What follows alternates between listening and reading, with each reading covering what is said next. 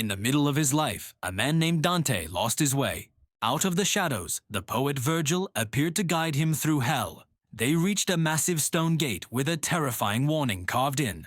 Once they crossed the threshold, there was no turning back. Ever. Level 1. Limbo. This is not a place of fire, but of sadness. Here, there are no screams, only the sound of endless, heavy sighs. Unbaptized babies and righteous people born before Christ dwell in this gray void. Great thinkers like Plato and Socrates are here, forever separated from heaven. Before the second level, they meet Minos, the judge of the underworld. How many times he wraps his tail determines which level you go. Level 2. Lust. A violent hurricane blows the souls back and forth. Those who were blown by passion in life are now blown by winds. Famous figures like Cleopatra are trapped here, never finding a moment's rest. Level 3. Gluttony. A constant, freezing rain of filth, snow, and hail. The souls lie in the mud, cold and blind, like garbage. Cerberus, the three-headed dog, barks and flails at them with iron claws. They cannot die. They only regenerate to suffer the same pain again. Virgil throws dirt into Cerberus's mouths to allow them to pass safely. Dante learns that after judgment, their suffering will become even more perfect. Level 4. A sea of people crashing into each other like violent waves. They push enormous weights with their chests, screaming, "Why hoard? Why waste?" Dante notices many bold figures. These were friars, cardinals, and even popes. Their faces are too disfigured by rage and greed to ever be recognized again. Level 5. The river Styx. A swamp of dark, thick, boiling mud. On the surface, the wrathful tear at each other with their teeth and nails. Beneath them, the sullen are buried alive, their sighs creating bubbles above. The ferryman Phlegyas arrives to take the travelers deeper into the abyss. Ahead, the city of Dis glows with a terrifying, eternal red fire. Fallen angels guard the gates, screaming at Dante to turn back immediately. Suddenly, the Furies appear, covered in blood and serpents, calling for Medusa. A thunderous roar shakes the air as a heavenly messenger descends from above. With a touch of a wand, the gates of Dis fly wide open. Level 6. A vast cemetery of stone tombs, all engulfed in flames. Here, the heretics suffer in eternal heat for denying the soul's immortality. Guards ensure no one escapes their burning bed until the day of judgment.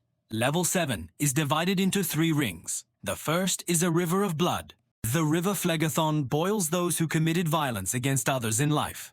Centaurs patrol the banks, shooting anyone who tries to rise too high. Tyrants like Alexander the Great are submerged completely, drowning in eternal gore. The middle ring is a dark forest where the trees are not trees. Monstrous harpies fly through the branches, feasting on the suffering spirits. Dante breaks a branch, and to his horror, the tree begins to bleed. These are the souls of those who took their own lives, now trapped. The inner ring is a desert of burning sand under a rain of fire. The giant Capaneus lies here, defiant, refusing to let God see his pain. Usurers huddle together, staring forever at the purses hanging from their necks. To reach the 8th level, they must ride the terrifying beast Geryon. Level 8. Malebolgia. 10 concentric ditches designed for 10 types of fraud. In the first ditch, horned demons whip those who betrayed love for profit. The second ditch is filled with human excrement, the home of flatterers. Third ditch. Corrupt church leaders are buried upside down in narrow holes. Their feet are set on fire, flickering like oil-soaked lamps. Fourth ditch. Sorcerers have their heads twisted completely backward. Fifth ditch. Corrupt politicians are submerged in a river of boiling tar. Malbranche demons use long rods to push anyone back into the pitch. Sixth ditch. Hypocrites wear leaden robes that are gold on the outside. Caiaphas, the high priest, is crucified on the ground, stepped on by everyone. Seventh ditch. Thieves are attacked by monstrous snakes and scaly lizards. One bite turns the sinner into ash, only to be reborn again. Eighth ditch. Deceptive counselors are trapped inside individual flickering flames. Ninth ditch. Sowers of discord are hacked to pieces by a demon's sword. They walk in a loop, their wounds healing just to be reopened. 10th ditch. Falsifiers suffer from agonizing diseases, scratching their scaly skin forever. As they approach the bottom, giant figures emerge from the dark mist. At the very bottom of the universe, there is no fire, only absolute ice. Level 9. Cocytus. A frozen lake where traitors are trapped in ice forever. Their tears freeze in their eyes, creating a crystal mask of eternal pain. Count Ugolino is here, eternally gnawing on the skull of the man who starved him. Some souls fall here while their bodies are still alive on earth, possessed by demons. In the dead center of the lake, the king of hell emerges from the ice. Lucifer has 3 faces, one blood red, one pale yellow, and one pitch black. In each mouth, he chews on the world's greatest traitors: Judas, Brutus, and Cassius.